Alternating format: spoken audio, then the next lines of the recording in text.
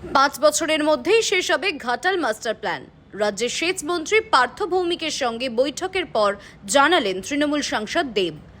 জানিয়ে কটাক্ষ ছুড়ে দিতে দেরি করেনি বিজেপি, কিন্তু গত কয়েক দশক ধরে বারবার আলোচনায় উঠে এলেও এখনো পর্যন্ত তা বাস্তবায়িত হয়নি। এবার সেই জট কাটতেই সেচ মন্ত্রী পার্থ ভৌমিকের সাথে বৈঠক করেন দেব। সোমবার সেচ মন্ত্রী পার্থ ভৌমিকের সঙ্গে বৈঠকের পর 5 বছরের মধ্যে ঘাটাল মাস্টার প্ল্যান শেষ হওয়ার ইঙ্গিত দিলেন ঘাটালের তৃণমূল সাংসদ। বৈঠকের পর ঘাটালের সাংসদ দেব জানান, যেটা বুঝলাম ঘাটাল মাস্টার প্ল্যান নিয়ে, ঘাটাল মাস্টার প্ল্যান সম্ভব হবে না যদি আমরা ঘাটাল লোকসভা কেন্দ্রের মানুষের সহযোগিতা যদি না পাই।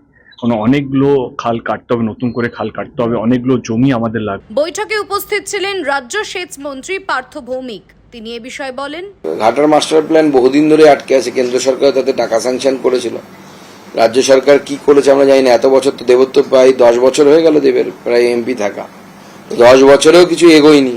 দেখা যাক আগামী 5 বছরে কিছু এগোই। দেব সাংসদ হওয়ার পর লোকসভায় প্রথমবার বক্তব্য রাখার সময় ঘাটাল মাস্টার প্ল্যান বাস্তবায়িত করার সওয়াল করেছিলেন, যার লিখিত জবাব দিয়েছিলেন তৎকালীন কেন্দ্রীয় জল সম্পদ মন্ত্রী। অন্যদিকে সেই ঘটনাকে সামনে রেখে দেবের প্রতি কটাক্ষ করেন সুকান্ত মজুমদার।